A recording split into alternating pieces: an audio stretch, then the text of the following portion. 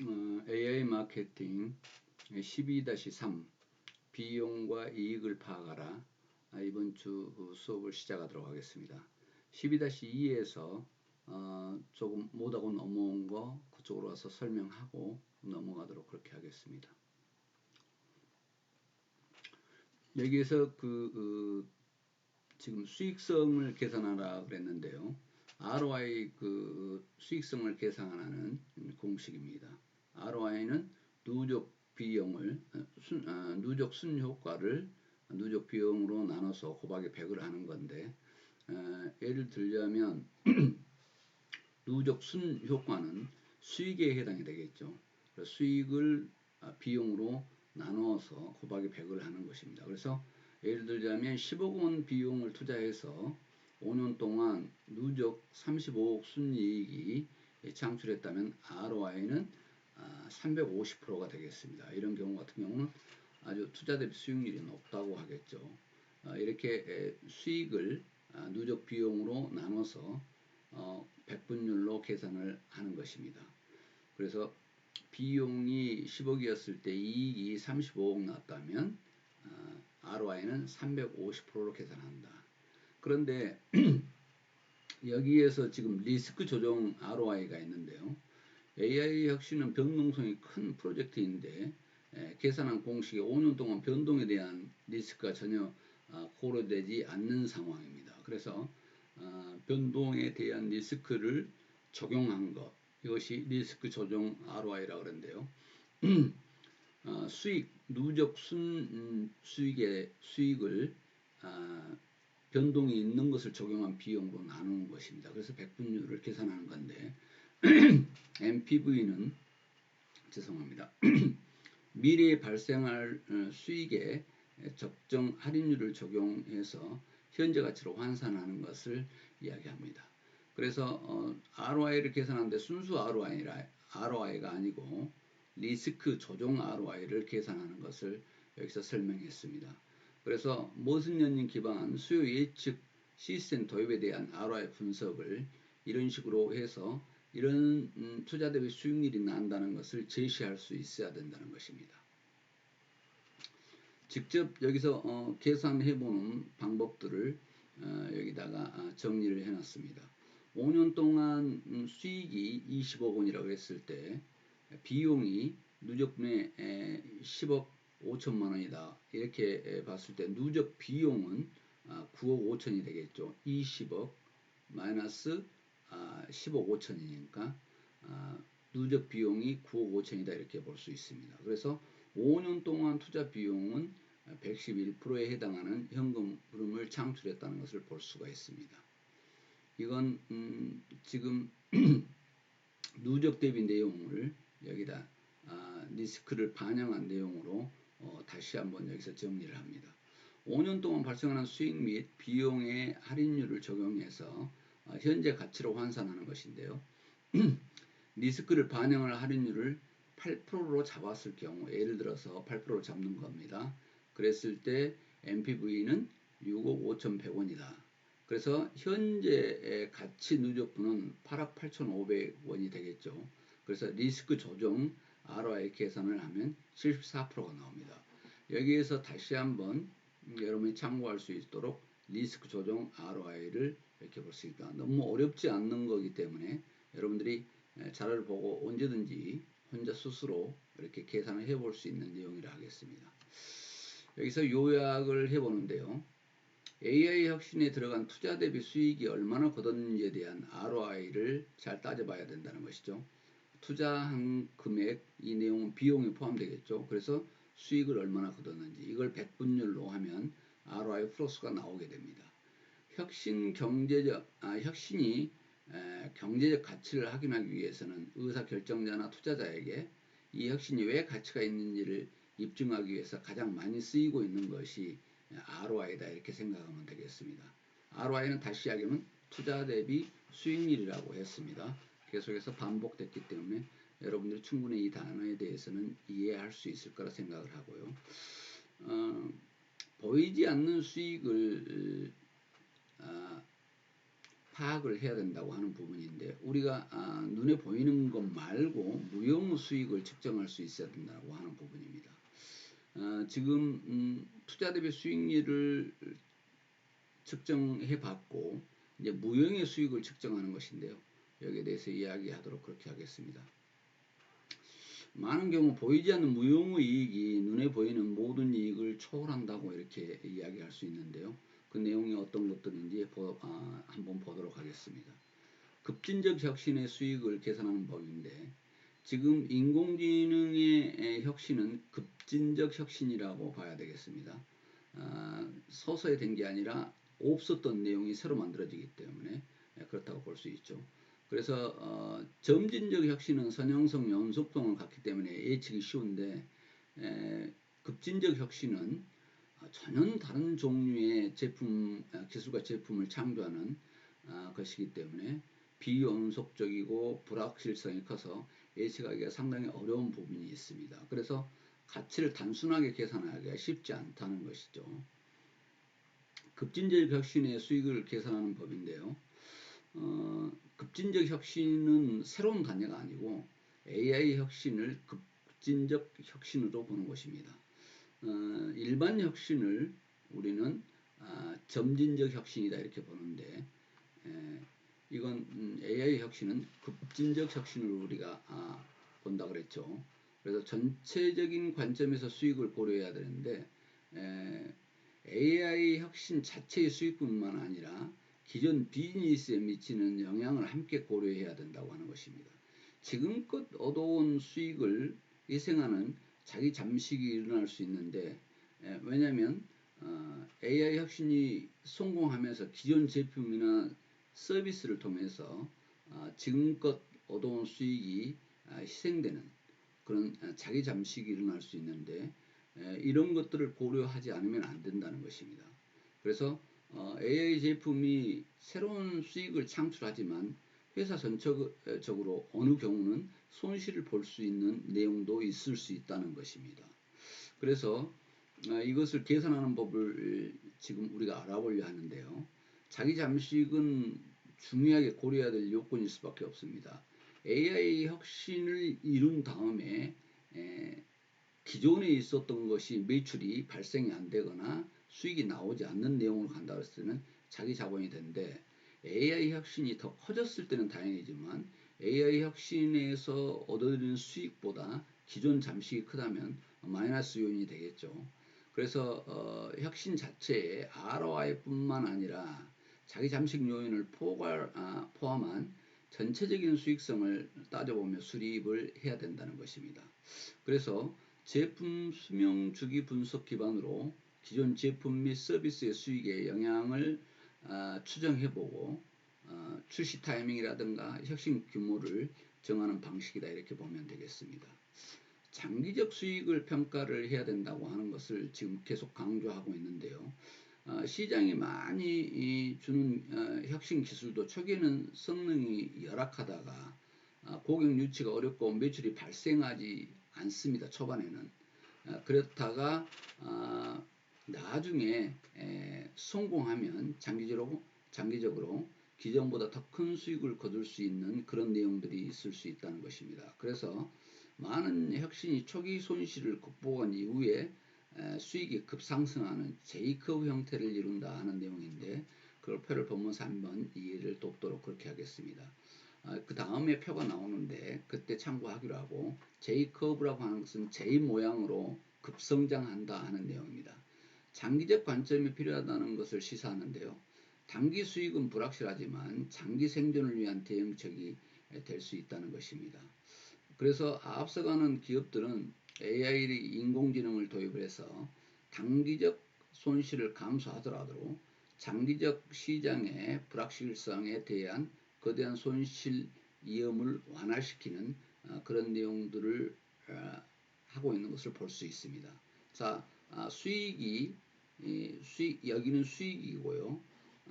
여기는 시간과 노력인데 처음에는 수익이 오히려 떨어졌다가 인공지능 혁신을 이뤘을 때 급진적으로 수익이 시간이 흐르면서 노력과 시간이 더해지면서 급진적으로 올라간다는 J커브를 앞전에 이야기했던 내용을 이게 그림으로 설명한 것입니다. 자, 그러면 12-3에서 다시 연장해서 이익과 비용을 파악하는데 수업을 하도록 그렇게 하겠습니다. 12-2에서 못했던 부분을 방금 했고요. 지금부터는 12-13 비용과 이익과 비용을 파악하라 하는 내용인데요. ROI를 측정하려면 비용 및 수익 항목이 계량화돼야 된다는 것이죠. 가치를 계량하기 어려운 무용이익과 비용이 존재하는 사실을 알고 있어야 되는데요. AI 시스템은 의사와 다르게 여러 환자를 동시에 검진할 수 있기 때문에 검진 프로세스 속도가 대폭 빨라진다는 거죠. 예를 들자면 병원에서 암 검진 정확도를 높이기 위해서 AI 검진 시스템을 도입한 경우, 이런 경우입니다. 페이스북에서 AI를 개발해서 암 검진 MRI를 AI 인공지능 MRI를 개발한 것이 있었죠. 거기에서 한번 설명한 바 있습니다. 그래서 AI 시스템은 아주 짧은 시간에 엄청나게 빠른 속도로 15분 만에 암 검진을 정확히 해내는 AI 프로그램입니다. 그런데 의사는 좀 더 중요한 의료 서비스를 할 수 있겠죠. AI 프로그램을 맡겨놓기 때문에 사람인 인간인 의사는 더 중요한 곳에 집중할 수 있는 그런 것이 되겠다. 그리고 정체적인 고객 충성도가 높아지고 이런 변화가 입소문을 일으켜서 많은 환자를 끌어오는 선순환이 이루어질 수 있다는 거죠. 왜냐하면 검진 성공률이 아주 높기 때문에 충성 고객이 발생할 수 있겠죠. 또 AI 챗봇을 도입, AI 챗봇은 한번 설명한 바 있죠. 챗봇이 질문이나 대화에 응대를 해주는 그런 내용인데 이렇게 도입하면 조직 내부의 커뮤니케이션이 향상되고 확인이 필요한 업무 내용이 AI 챗봇을 통해서 파악돼 업무 질이 향상될 수 있다는 것입니다. 이런 환경 개선으로 능률이 올라서 직원들의 컨디션과 업무 몰입도가 개선될 수 있다는 것입니다. AI가 대신 해주기 때문에 그렇죠. 비용도 마찬가지로 기존의 가치를 희생해야 하는 잠식 효과로 보이지 않는 비용이 나올 수 있는 그런 내용입니다. 새로운 AI 인공지능 혁신을 시도할 때 기존의 시스템을 유지하고자 하는 세력과의 갈등이 발생할 수 있다는 것입니다. 왜냐하면 인적 자원 안에서도 기존 시스템을 유지하고 싶은 사람이 있겠죠. 또한 인공지능 프로그램의 불확실한 투자로 인해서 조직에는 불안감이 가중될 수도 있고 또 역동성이 떨어질 수 있는 어떤 그런 내용이 될 수 있다는 것입니다.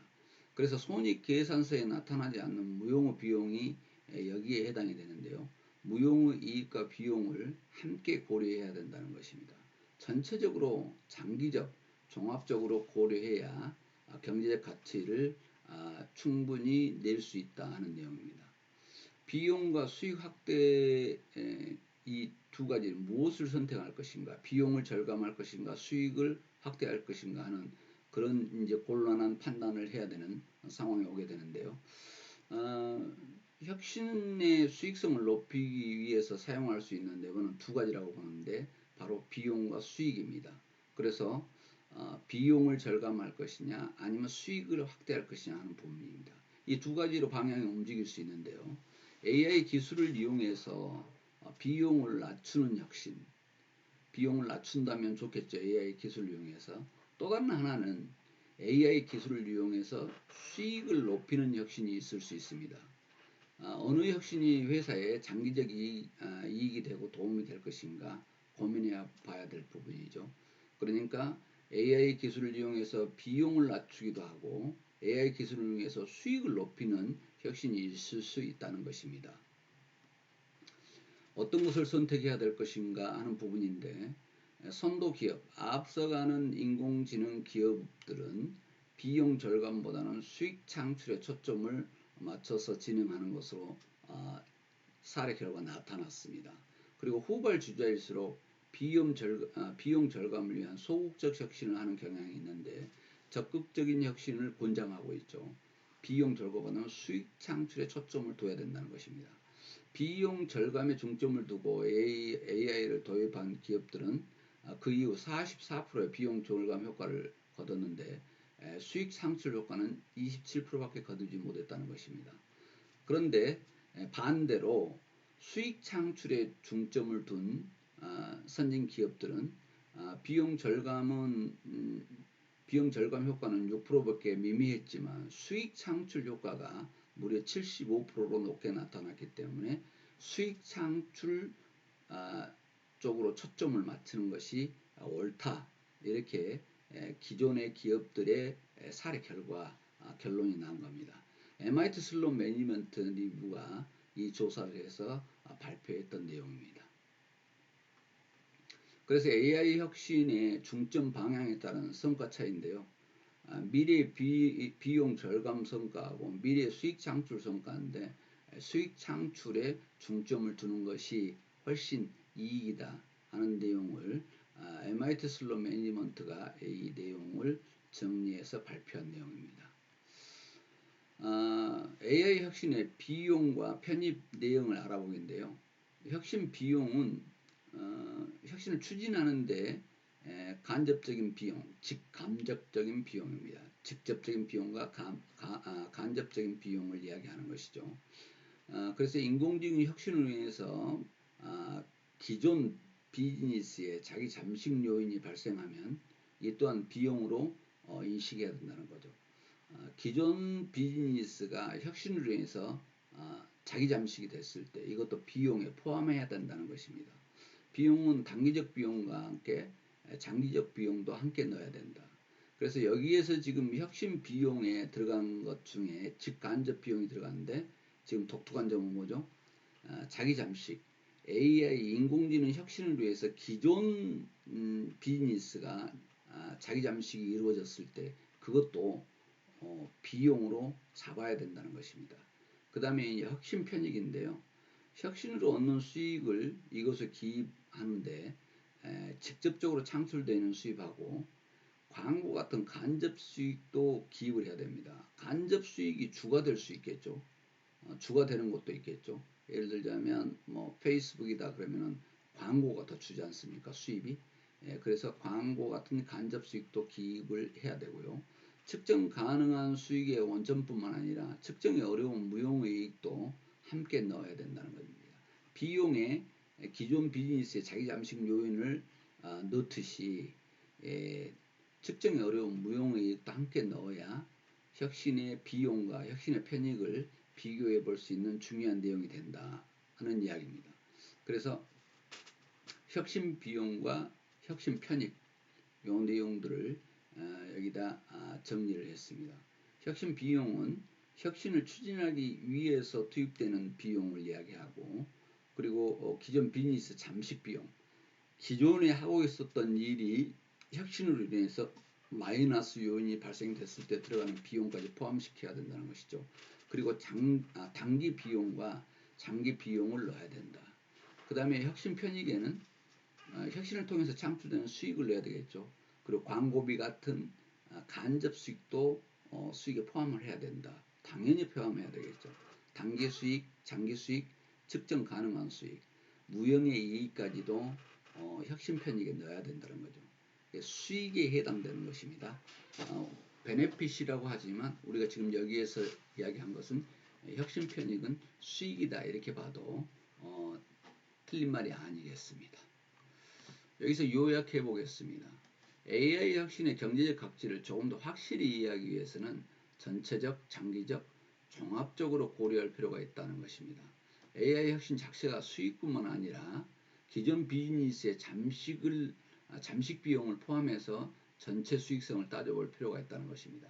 AI 혁신을 위해서 매출이 엄청나게 많이 수익이 발생을 했지만 기존 비즈니스가 잠식됐다면 그 비용도 비용에 포함시켜야 된다고 하는 것을 강조했습니다. 그리고 또한 혁신이 가져오는 단기적 수익뿐만 아니라 장기적 수익도 동시에 고려해야 된다 하는 내용이죠. AI는 학습돼 가기 때문에 데이터에 의해서 학습돼 가기 때문에 시간이 지났을 때 수익이 약간 커진 게 아니라 폭발적으로 성장하는 경우가 대다수 많기 때문에 장기적인 수익까지 고려해야 된다 하는 내용입니다. 그리고 측정 가능한 비용 및 수익 항목과 더불어서 그 가치를 계량화하기 어려운 무용 수익도 수익과 그 비용도 고려를 해야 된다고 하는 내용입니다. 자, 이제 마지막으로 이 모든 아이디어를 한 장으로 정리를 해보는 것입니다. 그래서 AI의 최종 단계에 왔습니다. 여러분들이 이 여러 과정들을 지금 수업해 왔는데 마지막 단계죠. 이 수업이 끝나고 나면 13, 14, 14주는 이 내용들을 크게 묶어서 여러분들이 한눈으로 이해가 더 쉽도록 3주 동안 13, 14, 15는 큰 내용으로 복습을 하면서 이해가 더 쉽게 완전히 이 과목이 끝나면서 AI에 대한 부분에 AI 마케팅에 대한 부분에 완벽하게 이해를 돕도록 그렇게 수업을 하도록 하겠습니다. 자, 한 장으로 정리하는 내용을 보도록 하겠습니다. 세상을 바꾼 많은 아이디어가 냅킨 한 장의 메모에서 시작됐다. 이 내용은 스위스 로잔 대학교 교수가 이 내용 이야기를 했는데요. 그렇게 한 장으로 볼 수 있게끔 이렇게 만들어야 된다 하는 내용입니다. 자, 한 장으로 정리하는 것. 인공지능 기술을 이용해서 고도화된 기능을 구현하고 새로운 가치를 창출해서 사용자 경험을 혁신하는 과정을 우리는 여태 동안 수업했습니다. 그래서 이걸 한 장으로 어떻게 정리를 해야 될 것인가 하는 부분인데 인공지능 비즈니스 모델 캔버스를 정리하기 위해서는 패스트 혁신 아이디어를 빠르게 정립하고 그 다음에 컨사이스 간결하게 성공적인 혁신을 위한 핵심 요소를 검토하기 위해서 하고 이펙티브인데 효과적으로 내 외부 관계자와 효과적으로 아이디어를 공유하기 위해서 AI 혁신을 위해 고려할 사항이 매우 많은데 그것을 신속하게 정리하는데 도움이 될 수 있다 하는 내용입니다. 그래서 어떻게 이 AI를 한 장으로 정리할 것인가 하는 부분인데 중요한 고려사항을 빠뜨리지 않기 위해서라도 핵심 요소가 담긴 캔버스가 유용하다는 것입니다.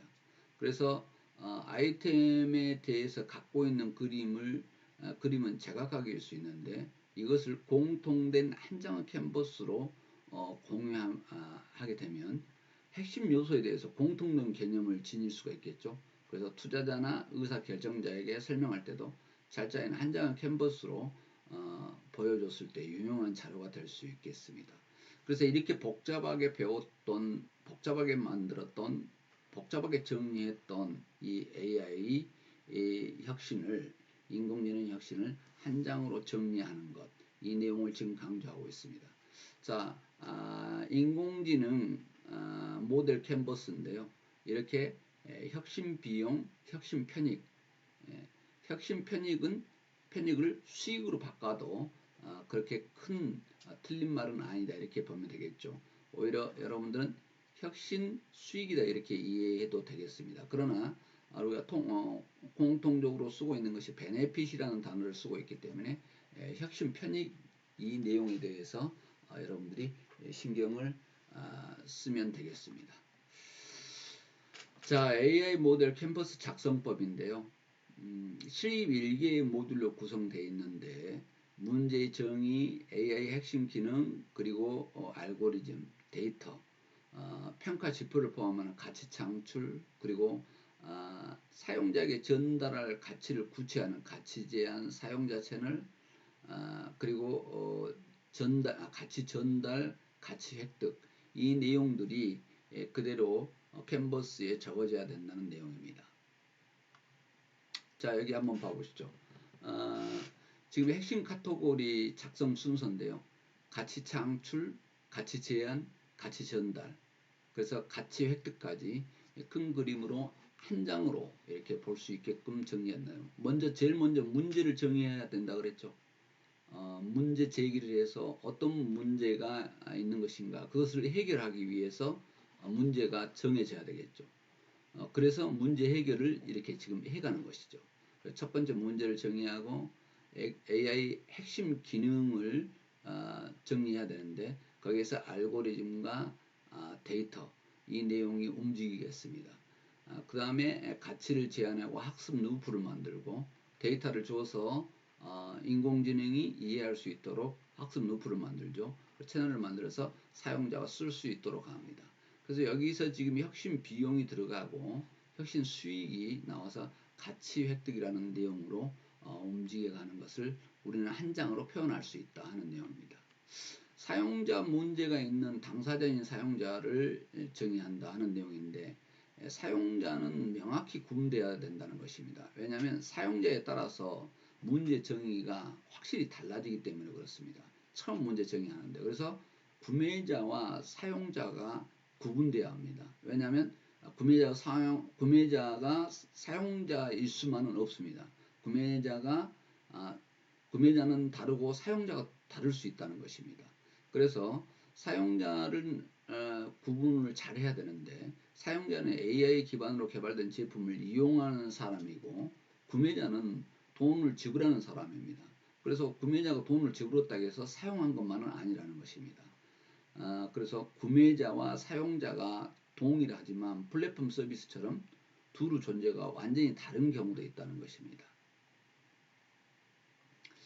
그래서 사용자가 지닌 문제를 정의한데요. 해결에 필요한 사용자의 불만사항, 불편함 등의 문제를 서술하고 문제가 해결될 때 만족해야 되고 만족을 위해서 사용자가 돈을 지불할 의향이 있어야 된다는 것이죠. 그 다음에 문제가 해결되면 사용자가 얻을 이점을 분명한 문제를 서술을 해야 되고 문제의 정의는 최대한 구체적으로 적어야 된다 하는 내용입니다. 지금 처음에 배웠던 내용입니다. 그런데 지금 한 페이지로 표현하기 위해서 지금 문제 정의를 합니다. 그 다음에 학습 루프는 인공지능은 데이터 학습으로 구현된다 그랬죠. 데이터는 양분, 비료와 같다 그랬어요. 그래서 이 데이터는 사용자 활동 내역으로 만들어집니다. 그래서 제품을 통해서 사용자의 경험 내역은 다시 제품의 기능을 학습시키는 데이터가 됩니다. 다시 양분이 된다는 것이죠. 그래서 사용 경험 내역이 다시 데이터로 돌아와서 입력이 된다. 그래서 사용자 경험과 학습 데이터의 선순환을 어떻게 만들지 제시하는 영역인데요. 사용자의 어떤 활동을 측정할 것인지, 측정 방법, 측정 수단은 어떻게 선택할 것인지 정리를 합니다. 그 다음에 평가 지표인데요. 성능을 관리하는데 평가할 측정 지표를 정의를 내려야 됩니다. 데이터 알고리즘에서 구현된 혁신 제품의 성능이 충분한지에 대한 것을 평가 지표가 있어야 하는데 정확도라든가 재현율, 리콜, 그리고 서비스 사용 시간 등이 될 수 있습니다. 기술적 성능을 관리하기 위해 필요한 지표라고 하겠습니다. 그 다음에 가치 제한인데 사용자에게 제공되는 기능적, 경험적 가치를 거기다 적어야 됩니다. 그래서 처리 속도, 정확성, 효율성, 개인 맞춤화 등 인공지능 기술을 통해서 구현되는 기능적 가치와 함께 어떠한 경험적 가치가 창출될 수 있는지를 기입해야 된다는 것입니다. 그래서 차별적 속성인 사용자에게 왜 이 제품이 필요한지 그 이유를 제공해야 된다는 것입니다. 그 다음에 채널인데 AI 혁신을 통해서 창출되는 가치를 사용자에게 전달하는 가치 전달 채널이 있어야 되겠죠. 그 다음에 서비스를 나누는 홍보 채널, 그리고 가치를 지속적으로 느끼게 하는 관리 채널이 있어야 되겠고, 그리고 수익을 거두는 판매 채널을 포함하고 있는 것을 우리가 채널이라고 합니다. 지금 한 장으로 보여주는 그 표에 집어넣어야 될 것들을 적어 넣어야 될 것들을 지금 설명하고 있습니다. 혁신 비용인데요. 지금 인공지능 혁신에 지출되는 비용을 적는 것입니다. 기술 지원, 문제 해결, 제품 재구성, 품질 테스트 다 돈이 들어간 거죠. 그 다음에 R&D 비용, 마케팅, 직원 교육, 파트너 회사 제휴 이런 모든 비용 요인을 적어줘야 된다고 하는 것입니다.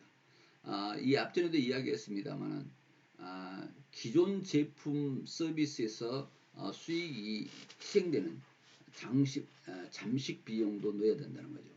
왜냐하면 AI 혁신으로 인해서 기존 제품의 매출이 없어질 수 있기 때문에 AI 혁신 부분에 이 비용도 잠시 비용도 꼭 넣어야 된다 하는 내용입니다.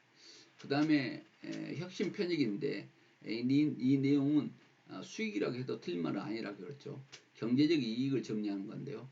판매 수익, 광고 수익, 뭐 이런 수익을 다 정리해야 되겠고, 그리고 AI 이 인공지능 시스템이면 프로세스의 속도 향상, 그 인공지능 효율화를 통해서 업무 능률 향상, 무용의 이익을 함께 제시해 줘야 된다는 것입니다. 그래서 무용의 이익까지 속도가 향상됐고 그리고 업무 능률이 향상된 이런 것들 무용의 이익까지를 함께 제시를 해야 된다는 내용입니다. 그래서 캔버스가 만들어지면 활용 지침인데요. 처음 작성할 때는 너무 시간을 많이 소요해서는 안 된다는 것입니다. 초안을 빨리 만들어 놓고 점진적으로 가다듬어 나가는 방식이 효과적이다는 내용입니다.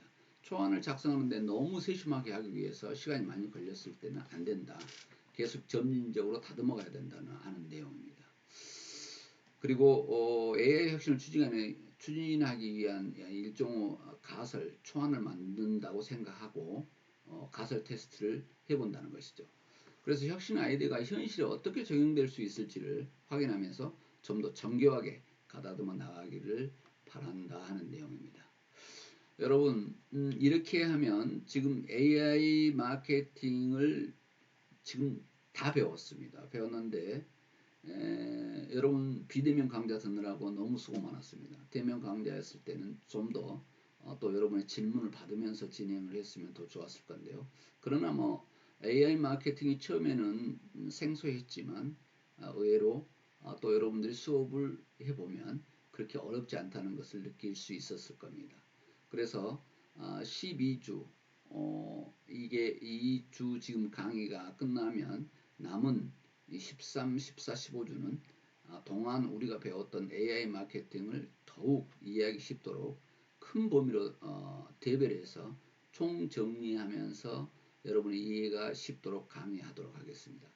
여러분 AI 마케팅 비대면 강좌로 듣느라고 너무 수고 많이 했습니다. 오늘 수업은 여기서 마치도록 하겠습니다.